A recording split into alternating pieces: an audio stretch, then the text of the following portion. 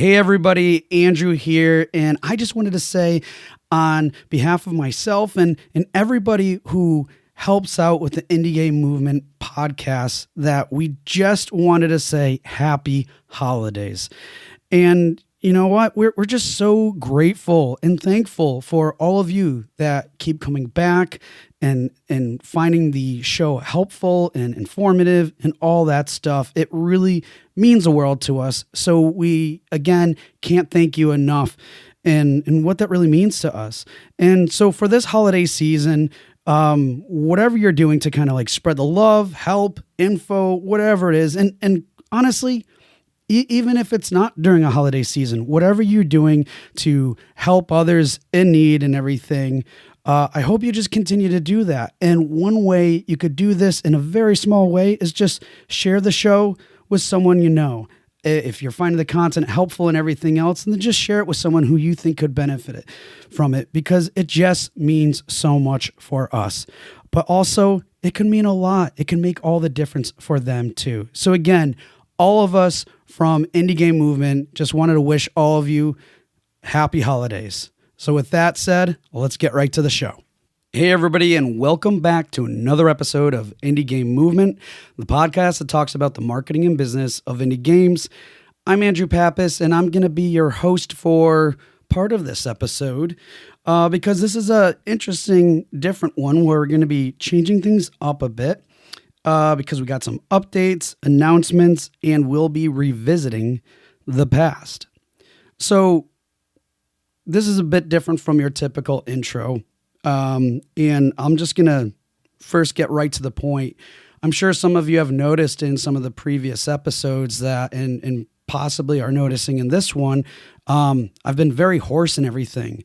Unfortunately, I developed some chronic laryngitis that's been kind of frustrating and annoying to deal with, especially when you're having a podcast.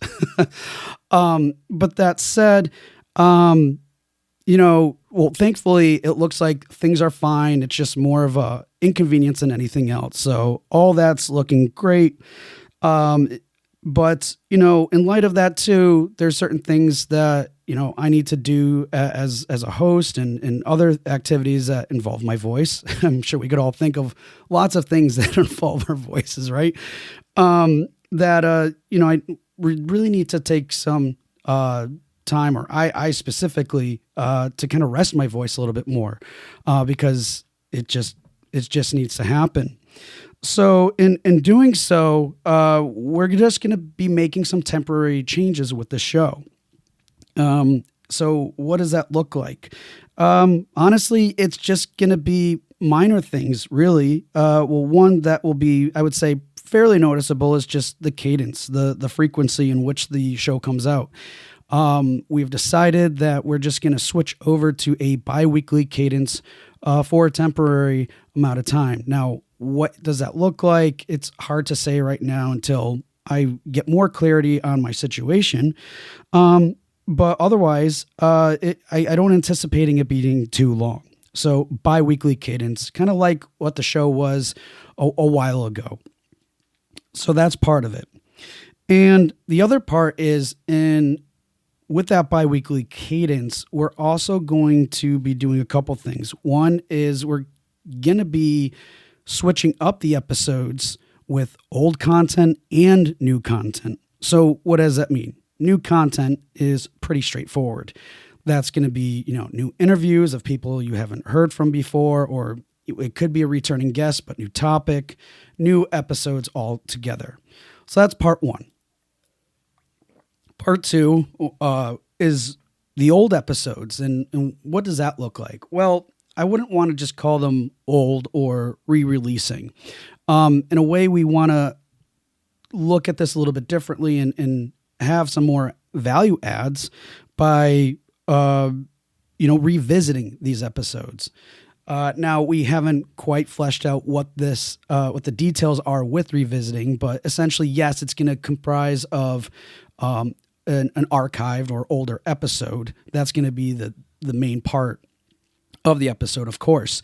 But it's also, we're finding ways to incorporate additional value, whether it might be reaching out to the guest again, or adding our own commentary, or other things, and essentially just, again, offering just different perspectives or ideas or thoughts as they relate to this content. Now, what is the content that we will be releasing? Again, it's not going to be a whole lot because of how we're structuring things during this time. But I mean, well, one thing, I mean, I know that part of the reason why we're doing this too, obviously for me to rest, but the other part is, over the past at least few years, we've been acquiring and getting lots and lots more listeners. And because there's such a fairly decent sized backlog, we thought it would make sense and be helpful to revisit some of these episodes, because people may have missed this content. And again, approaching it differently, like I just outlined a moment ago, to add more value to these shows as we revisit them, can be nothing but beneficial. And that aside too, we also looked at all the stats. And again, it can be kind of hard to compare. Like, I know we broke things down at seasons, and I don't know what I was doing, but lots of different things. But we looked at the stats and also looked at what the topic was. And these are the ones that if you're going to revisit any topics, we felt really strongly about the ones that we have planned for the next couple months or so. So again, it's just a good thing to consider when you're getting this content too. And like I said as well, it's going to be alternating between new content too. So we don't want it to just be stagnant and just keep re-releasing older episodes. We still want to keep things fresh. And even with the older episodes, we're finding ways to do that too. And again, it couldn't hurt to listen back to some of these things. So when do these changes start? When does all this happen? Well, honestly, we're kicking it off today with this episode, which is going to be the highlights episode that Mustafa so kindly put together from 2 years ago. And that highlights episode was, at that point in time, he did at that time the most popular episodes and stuff, and the ones that really called out to us, and put together a highlight reel, adding some commentary and then some snippets of like the really key gold nuggets of those episodes. So again, this is a great one to listen to, a great one to revisit, because there's just so much value in those episodes, what they represent and what you can glean from. So that's why we figured just it aligned with this change of course to launch with this episode, because, again, this is the time to reflect and everything else at the time that this episode is launching. So to kick things off, yes, this will be a revisited episode. And that's, again, I don't have any insight in terms of how long this will last for or anything. But I just wanted to be transparent with you guys and hope that, you will check out these revisited and obviously the new content as we move forward.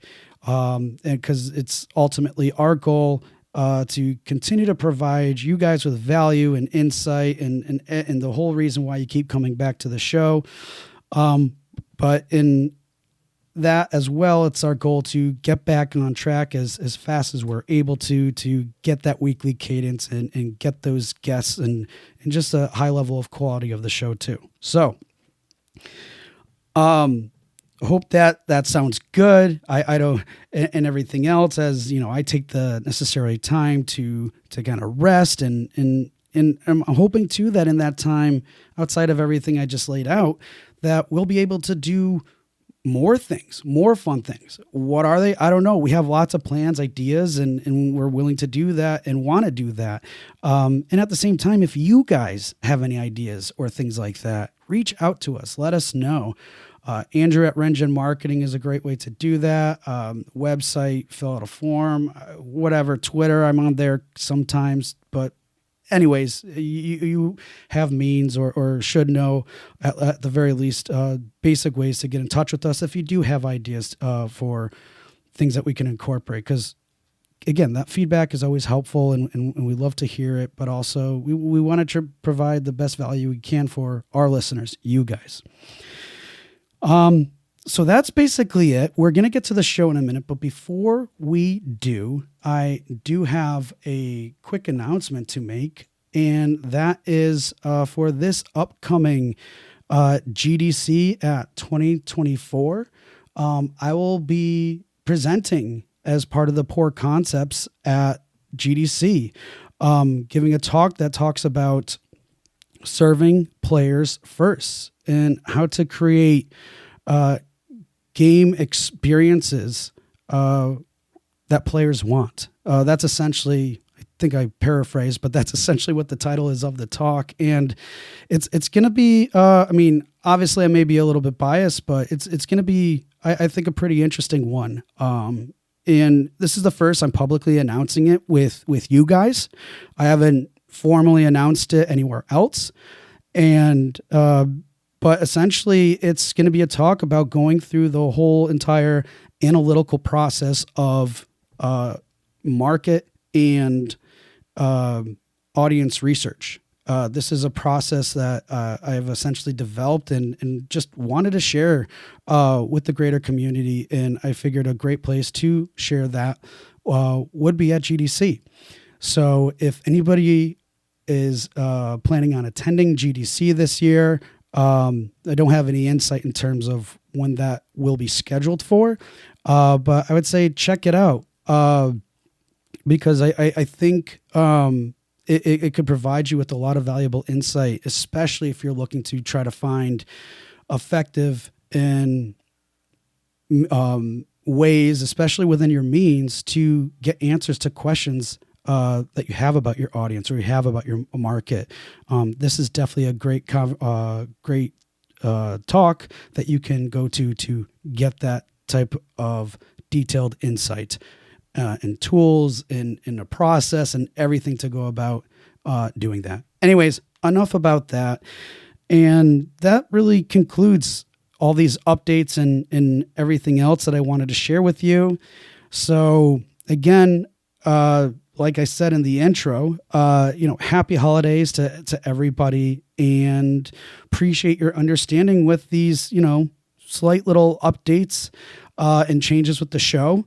And, like I said, always looking forward and welcoming of your feedback, ideas, things that you have to provide us with additional value. So enough of me talking right now.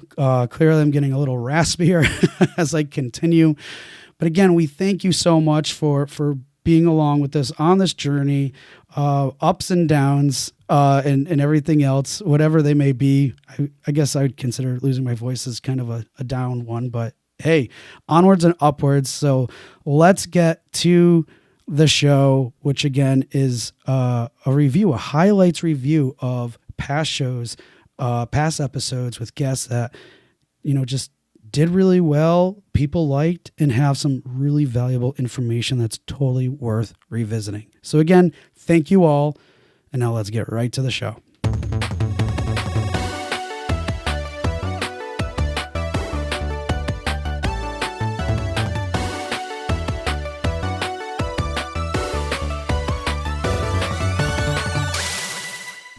Hey everybody, and welcome back. As Andrew might have mentioned in the intro, today we're just going to be compiling some clips from some previous episodes. I'll be doing a little bit of a lean into each one just to explain why we chose the clips that we did for this New Year's compilation. To start, I'd like to address our first pick. It's from episode 251, How to Market to Cultural Audiences with Osama Dorias. The piece of advice that we chose is particularly around the dynamic nature of tone.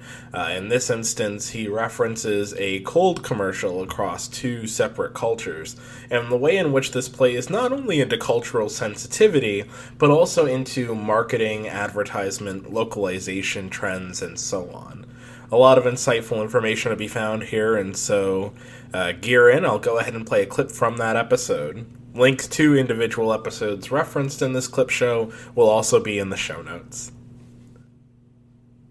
wanting to understand like what's real and relatable, right? Because that's really important aspect to what we're talking about here. So like sometimes when game creators are looking to provide, realistic settings or relatable themes even, they can sometimes base this information off what appears to be common understanding, right? But how can assuming this potentially provide an unrealistic view, which can possibly have a negative impact on some cultures? Yes. Okay. So one thing you have to be careful of is that even though there are a lot of topics that are relatable, a lot of times the approaches around those topics are very differently from region to region. I'll give an example from where I grew up. I grew up in Montreal, Canada, and I grew up watching both English television, which is a mixture of Canadian TV, but mostly it's American TV. We're neighbors up north. We get a lot of your TV shows, but also French TV, which is also a mixture of television from France, but mostly local from Quebec, the province where I'm from. So what I noticed is sometimes the same brand would have two ads, one in English and one in French, and the tone of the ads would be completely different. I noticed it at a young age, completely different based on whether it was French or English. One of the examples that stuck with me to this day is ads, and this was across all brands. Everybody understood this.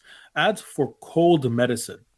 In English TV, a cold is treated as a serious thing. People are always like in pain. They have like nasal pain, and you see like there's stark reds that's superimposed on top of the people's nasal passages, and they're holding their heads because of a headache. The tone is very, this is bad, and have this medicine. French ads often played funny music. It was lighthearted. It was like, oh, you have a cold. Oh, poor you. Here, take this. It'll make you feel better. That might sound like a small subtle difference, but it was huge. And it's because how you approach a topic within a culture or within a demographic is going to paint it. If, for example, you had a similar ad than the French ads, but towards an English audience, I would imagine like, colds are serious. What are you talking about? It's stopping me from work. It's hindering my life. You can't make fun of colds in this kind of setting. I just won't take your product seriously. While in French, it's like, it's just a cold. There are worse things out there. Both are right. And having a cold is a relatable thing. Like everybody in the world has a cold, but just the tone makes a big difference. So if you go in and you say, well, everyone has colds, we're going to make some like an ad and make it universal across everywhere, you're in for, if you don't do the legwork to see how the expectation from the region, you could be in for a rude awakening when people react one way or another towards it. So like I know it's subtle, but that's important. I could give another example, very, very different example. This also stuck with me from a long time ago. Symbolisms are very important. This is not exactly in advertising, but it strikes home from someone who used to watch a lot of boxing. From when Muhammad Ali fought George Foreman in Zaire, and you're thinking, where is he going with this? The crowd were chanting Muhammad Ali's name. Like basically he did a few things that are really strong lessons. He understood marketing himself better than Muhammad Ali understood marketing himself so well, more than many people do today. He actually visited Zaire early. He landed there early. He spent time with the people to get to know them, to understand their likes and dislikes. And he did one thing, is he represented himself as one of them. And that Foreman is this invading force. They're both American. Muhammad Ali and George Foreman are both American. They're both black. If anything, George Foreman's skin complexion looked closer to the people of Zaire than Muhammad Ali's. Muhammad Ali's is more fair-skinned. They should have had more superficially more reason to root for George Foreman because they were just recently colonized by Belgium not too long ago. But Muhammad Ali presented Foreman just by being there early and speaking to them, seeing that how they reacted to like they still had strong feelings, understandably, for their colonizers. He represented George Foreman as someone who's from the colonizing force, and himself as one of them. And the other thing that George Foreman inadvertently did which he didn't realize, he walked out of the plane with two German shepherds. And German shepherds in Zaire were used by the colonizing force to control the populace. So the people of Zaire had strong negative feelings towards German shepherds specifically, understandably, because they were used to oppress them. And that sealed the deal. Just that, like, there's nothing wrong with German shepherds as a species of dog. No, having dogs is relatable, man's best friend, all that symbolism, except in that specific area, in that specific context, where George Foreman didn't know beforehand. He didn't show up early, and he didn't like scout. He didn't come prepared. He just assumed people were going to be rooting for him, while Muhammad Ali did the legwork. And he got lucky on top of that, of course, because George Foreman kind of sealed the deal with the shepherds, with the German shepherds. But still, So there you have it. Definitely a lot of insight to glean from that, particularly in the ways that cultures perceive things that we might not even consider, in the course of planning or executing. There was definitely a lot more to be found in that episode, so I'd highly recommend checking it out if you have a chance. Next up on our list is an item specifically from our friend Chevy Ray of Happy Ray Games, the developer of Eichenfell, an excellent RPG that launched last year. We're going to be taking a look at some particular advice around collaboration. We had actually done a part 1 to the future planning topic, just Andrew and myself, but this particular interview allowed us to delve into that specifically with someone who had a lot of collaborators involved in his project. So I sincerely hope you enjoy this clip, and I'll go ahead and play that for you right now. Sorts of additional systems and things like that. Exactly. So I think is to kind of really put that emphasis on it from a future planning point of view. Yeah, the key isn't necessarily, it's not about cutting corners. It's more about finding creative and productive solutions to kind of still create something meaningful and good while also not necessarily creating something massively out of scope and forcing yourself into development hell.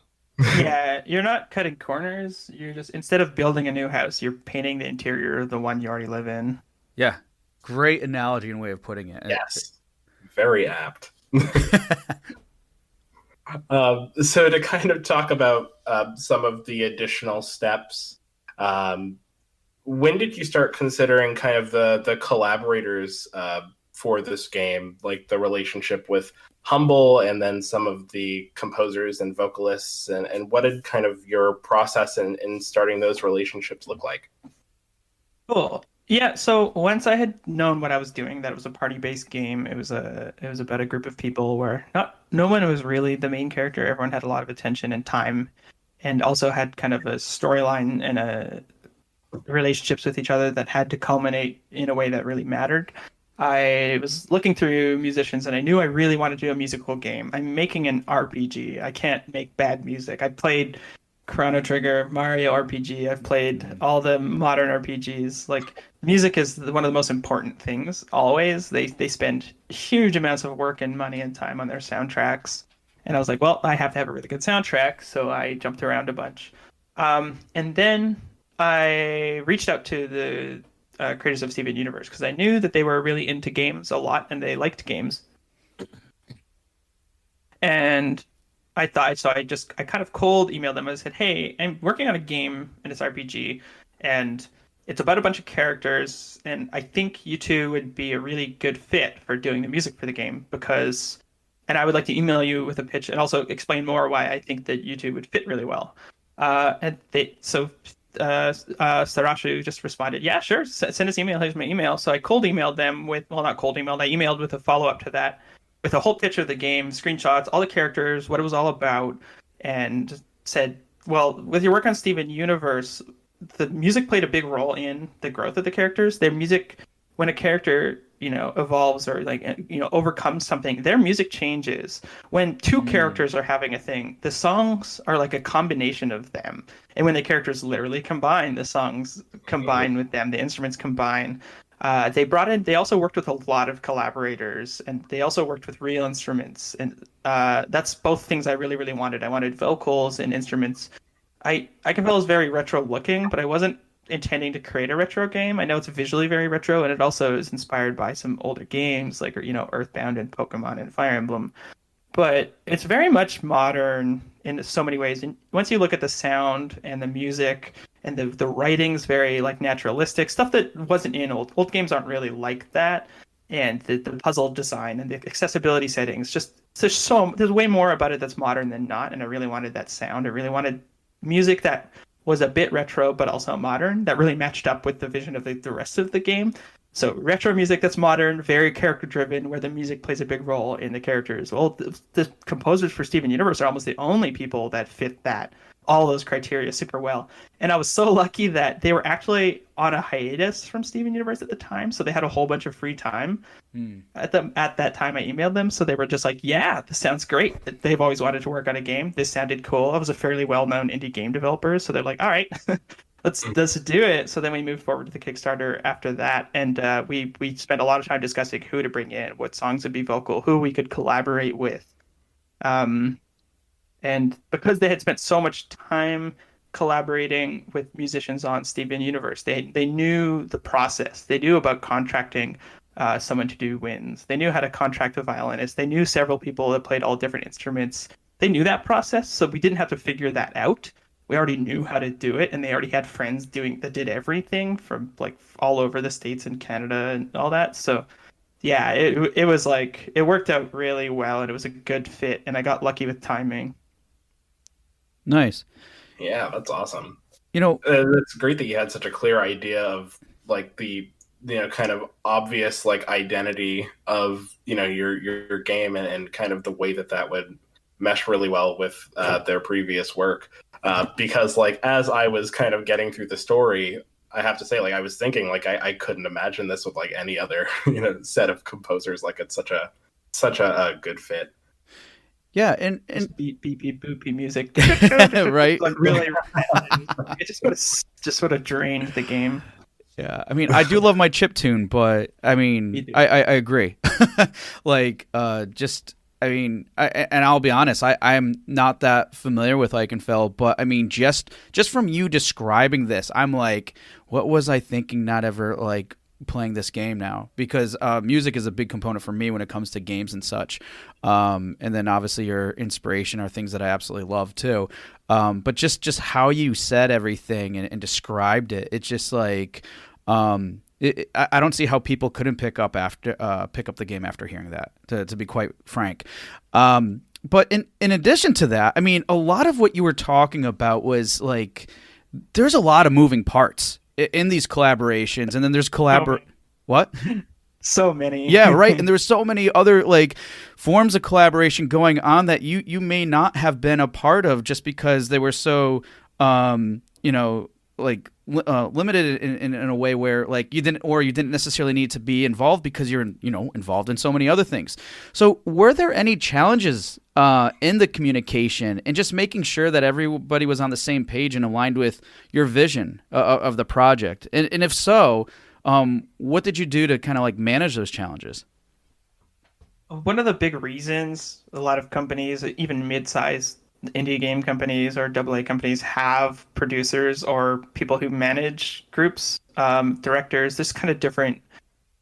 Those roles actually are different depending on the size of companies. Like producers will often wear way more hats in smaller companies than they will in larger ones, stuff like that. But the reason those people manage, that's what they do. They spend all their time managing and like making people work together, making sure everyone's getting what they need, is because that is a full-time job and it's a tremendous amount of work to make everyone happy. And the big challenge for me was I just was doing everything else, and I just couldn't do that well enough. I wouldn't send an email to the music people for months sometimes because I was just crunching on some deadline, or they would. And another big one was Steven Universe picked up again, and they just were like, well, we got to do this because that's their job, and and so they just were gone. All right, and that clip was from episode 144, which was our Future Planning Part 2 episode with Chevy Ray. That was honestly one of the better experiences I've had with an interview on this show. A lot of great insight and a deeper look into one of the better RPGs to come out last year. Now, this next clip is going to come from our episode 252, which is Going Full-Time Dev with Thomas Brush. This discussion actually veers into some pretty intimidating territory, but something I think is all too important for devs to consider. The process by which we come into that full-time world where we're able to hang up the 9 to 5 and go all in on the game development isn't something that's going to look the same for everyone. And I think the journey to accepting that is a big part of allowing devs to access their full potential. This next bit of advice really goes into detail on that, and I think you'll find it to be quite helpful. Daunting to most people. So, what's a good way to approach this so that the concept is less frightening but easier to visualize? Well, here's a good metaphor. If you were to go to Vegas and gamble away some money, let's say you're going to go out with your buddies.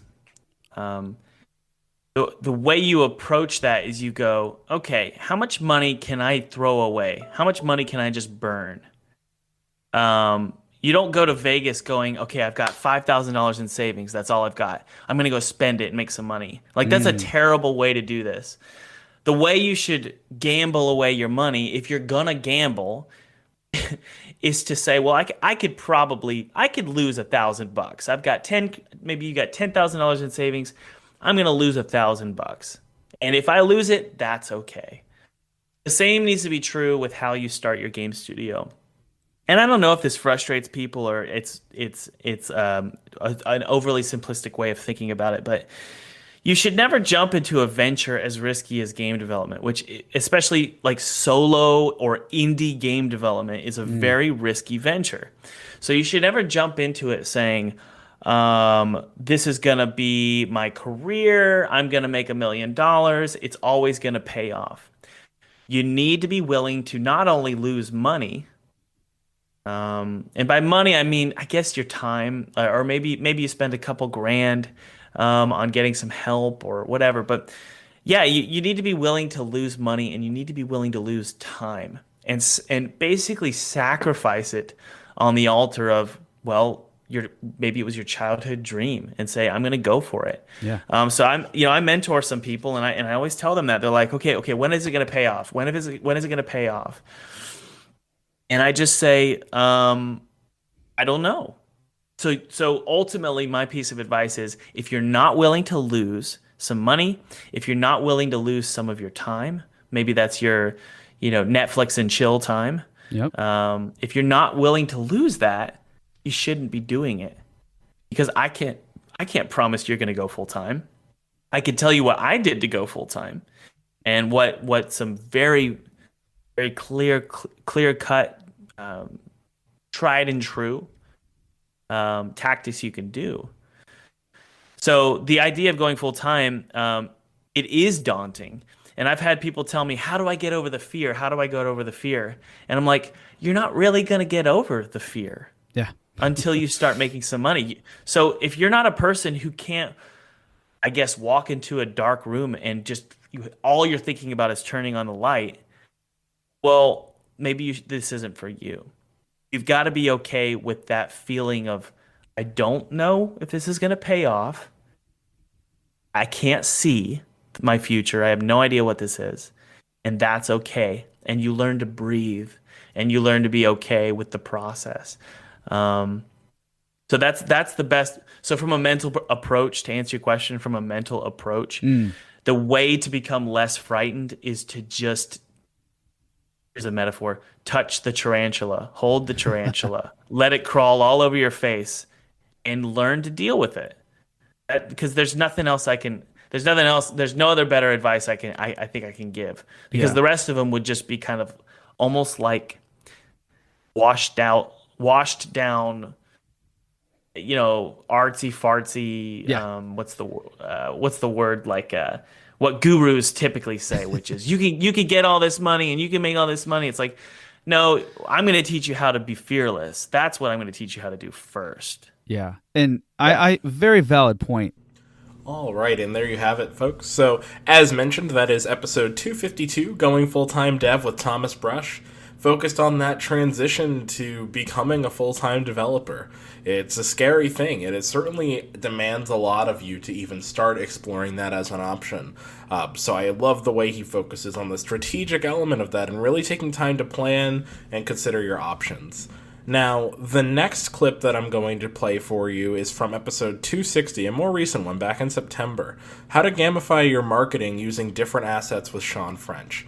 Now, this one is very interesting. It kind of talks about ways to manage a sort of cross-promotional branding piece for your game, leveraging assets that are not just the game itself, while still managing that balance. And I think, as this clip will show you, there are a lot of ways to potentially slip up and fall short when doing that. So Sean shows us a more delicate approach that allows you to maintain the balance of your project. A single entity experience that provides, great value, and then also has the ability to cross promote, not leading with the cross promotion now. Yes, because when you lead with cross promotion, you alienate anybody who doesn't care about the game. Right. That's really the thing. Or vice versa. Enough, yes, exactly. Yeah. And fortunately, we were low enough risk that we didn't have to face a tremendous amount of pressure. Yep. We were coming out with through a comic imprint that's already successful. It has a fan base. There are people who buy all the Black Caravan books. So we were in a situation where, I knew we were going to succeed to some degree. It was just a question of, maybe we come up $1,000 short, maybe we make a few thousand on it, but it wasn't going to be a big amount of money one way or another. Yep. So we didn't have to compromise the quality of the comic to try and extract every bit of promotional value out of it. That was never our approach. Yeah. No, and yeah, definitely a good one to go, because again, it goes back to the whole intent and value aspect. Right. So, I obviously at the beginning of this project and everything, the game was the main focus, and obviously, as you shared with us already, the game and the comic had to be treated as separate projects. And I was just curious because, again, I'm trying to speak to anybody who's looking to possibly do something like this in the future or whatever. What type of resources were devoted to each project? And did they have separate marketing plans, campaigns, and things like that? Yeah. Hyperkinetic gave me free reign to basically assemble a team and basically make the comic as a side project. They provided valuable feedback on the script and concept art and, a budget, obviously, which helps. But the creative decisions, were mine to make. For better or worse, this is always going to be my baby. And I knew that going in. And that leads to a tremendous amount of, self-applied pressure, to reward their trust and make a great comic, which, fortunately now we've done. And man, we got this sent off to press yesterday, and I could not love this issue more. It is just top to bottom the highest quality execution that has ever existed of one of my stories. It's just I'm madly in love with it. I can't wait till we can share it with everyone. So what we did is I basically, we didn't want to take any studio resources because we didn't want to slow down development of the game on anything. So I just kind of built everything on the side and kind of put together a team of people that either I've worked with before or I knew through the comic book world. The first one was Steve Mardo, who's our main artist, and he's phenomenal. I mean, if you look up Tales from the FCU, just Google it, look up some of the images there. His artwork is just amazing, and his character designs are so good, which is super important for a fantasy story. And Steve had somehow never really landed a book that could fully showcase his talents. So this is kind of a win-win for him. He'd been looking for a good opportunity that had some real meat to sink his teeth into, and and Black Caravan's publisher Joe Schmalke had raved about Mardo to me. He said, "This guy's great. You should really look at him." And he kind of put him on my radar, and that's become the best partnership ever. I mean, Mardo and I are like brothers now. And then the next big piece of the puzzle was coloring. And for that, we got Steve Levine, who did the original Teenage Mutant Ninja Turtles. Oh, sweet. Oh, yeah. So, 10-year-old me in retrospect is geeking out in the background with the knowledge that I'm working with the Turtles guy. So Steve colored the original series, but he also did most of the early merchandising artwork, so that when people picture the Teenage Mutant Ninja Turtles, the image they're usually conjuring up is like what was on the lunchboxes and T-shirts and that sort of stuff, and that was all Levine. He did almost all that stuff. So bringing on someone who is just this master of color and has this wonderful, vibrant style to kind of bring this to life was that was the best call. It just took everything to a whole new level. So basically, everyone but me at Hyperkinetic just continued on with business as usual while I put this thing together on the side. Nice. And you were the writer for the game anyways, correct? Or one of the... Yes. Okay. So a few things I want to call out here that I think are great is, one is, first off, you said didn't want to take resources from the main project, which was definitely the game. I mean, yes, you had a budget allocated for the comic and everything, but for the game. And then and I think that's important because clearly at the end of the day, the focus is still the development of the game. And it's important that the players and readers know that too. That they don't think that we have taken our attention off from getting out of early access while we're getting distracted by making comics and other stuff, Right. Exact. And thank you for clarifying that because we see it all the time, folks, when whether it's life that happens or anything else with the production of a game and people don't hear from you right away, then they start wondering. So again, even in our last episode with Bruno, he mentioned simply how, hey, just let people know that stuff's still going on, even if you're busy or whatever, even if doesn't seem like much that they would care about, let them know. And so I love that you provided that distinction too, because it carries through with everything. It's like, hey, because if you're giving the signals that are like, hey, we're making a comic now, and then you don't hear anything, type stuff, like, well, now they're like, oh, now they're making comic books. And if you're a studio you could totally trigger backlash among fans that have been waiting to get out of early access. And And I think that's a real concern. Yeah, and I think that's a good way to look at, like, don't look at resources just from the terms of like time and money. Look at it also in the forms of transparency and communication.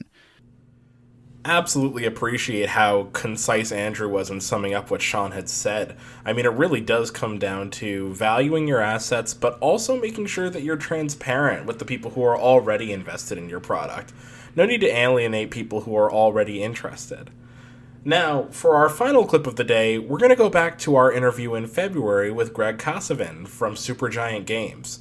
We discussed a lot about the development process for Hades, Bastion, Transistor, but one piece of advice I think rang truer than anything else we covered in that discussion, and it was the value of feedback, but not just feedback itself, specifically well-curated, meaningful feedback targeted towards the people receiving it. But I think the way Greg sums it up is better than anything I could offer here. So here comes the clip.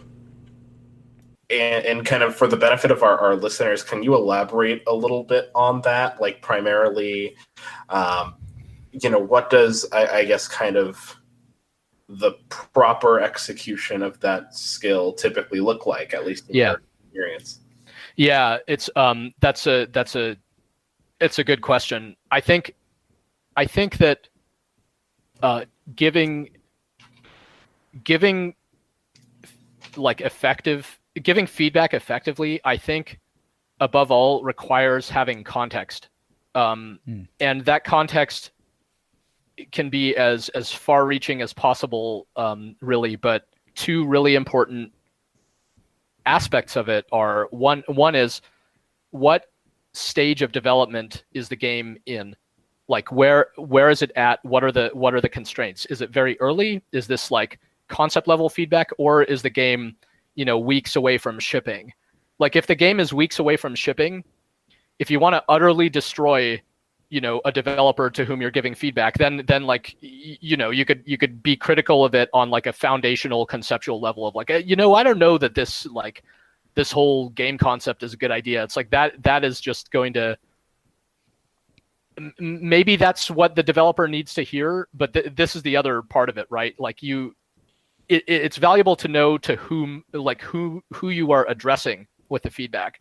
the more that you can know about them, the more you can like the more effectively you can communicate with them, because you don't, you know, you can the way you may communicate with your close friend is different than the way you may communicate with like a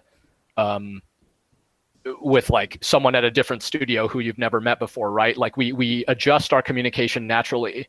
And the more you know the person, the more you can adjust your communication to to use language that is going to get through to that person. Like if you know the person well, you can communicate with them more effectively in many cases, just kind of broadly. So I think just knowing, so a really simple question I ask sometimes when other developers ask me for feedback is like, what stage of, like, where are you at in development? What type of feedback are you looking for? And that can cause them to be more introspective about, you know, like, hey, you know, we're 3 weeks away from shipping. The game is just about done. We're looking for, but having said that, you know, any feedback right now is welcome, because we're going to hear about it in reviews. But then if there's any small stuff that, you know, that you found distracting or whatever, that's the kind of stuff we would really want to know about. Blah de blah. That just knowing that type of information up front can help.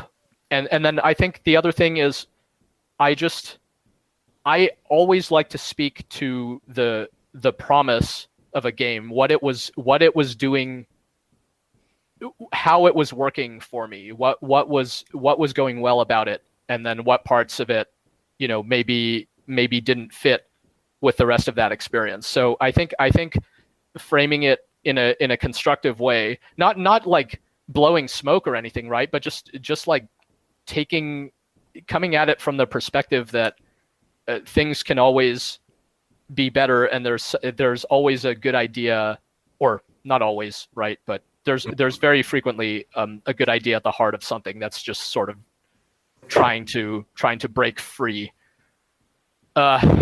Yeah, so that's a long-winded answer, but the short summary, like I said, is just trying not to give feedback blind, and trying to be mindful of the stage of development the game is in, and the people who will be receiving the feedback, and sort of communicating with them accordingly in terms that will be constructive, because your goal as a feedback giver is to be constructive, and to help to try to provide helpful feedback.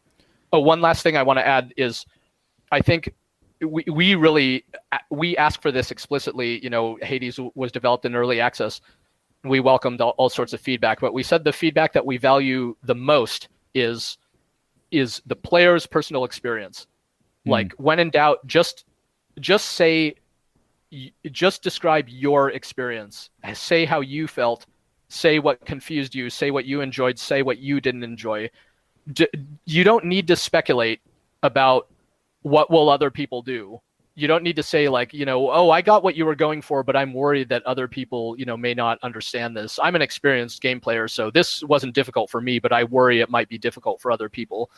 Like, don't worry about that. Just say your own experience, because a developer should be gathering feedback from many different types of people, and if the game is too hard for certain types of people, you know, they'll hear from those people. Like, you're not responsible to give feedback on behalf of people who are not yourself. So, but I find that often like there's a temptation to make to generalize beyond one's personal experience when giving feedback, and I find that type of feedback can while well intentioned, often can be misleading, I think. All right, and that was a collection of just 5 short clips, some of the best pieces of advice we feel were shared on the show by our amazing guests this year. That last one, again, just for your reference, was from episode 145, How to Consistently Maintain Quality with Supergiant Games. I just wanted to thank you for listening into this New Year's special. Again, a different approach to what we typically do, but just to accommodate during our hiatus, we wanted to make sure there was something that you could still glean from us towards the end of the year. Again, we couldn't have done this without you. It's been an incredible set of episodes, some of the best that we've had so far, and we look forward to bringing new content to you soon. Again, thank you all for listening. Have a happy holiday. Hey everyone, thank you for listening to another episode of Indie Game Movement. I'm Andrew Pappas, your host, and the show's producer is Mustafa Price. Show notes for this episode can be found by visiting rengenmarketing.com, the number episode of the show. Rengen Marketing is a consulting marketing company that helps indie devs with their marketing efforts. Whether you need guidance with your game's marketing strategy or could use a free marketing plan template, then please visit www.rengenmarketing.com and take action.